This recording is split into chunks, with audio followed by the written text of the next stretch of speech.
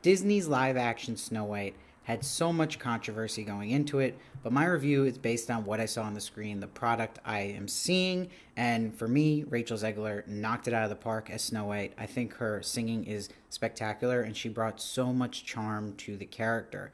What I was pleasantly surprised about was Gal Gadot in her performance. I thought she was actually perfectly cast and she played it cold and it just worked at the end of the day. I've criticized her in other performances, but this one I think was actually my favorite performance she's ever done.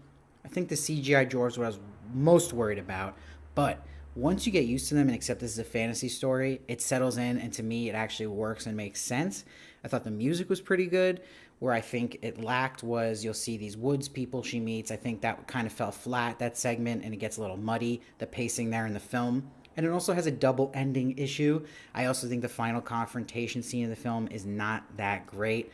But I think the set design is beautiful. I love how good the CGI looks on the animals. And overall, I think it's a solid time. I think if you are a big Disney fan, you will be satisfied. This is one of their better live action films. I know that's not saying much, but it's definitely one of the better ones I have seen.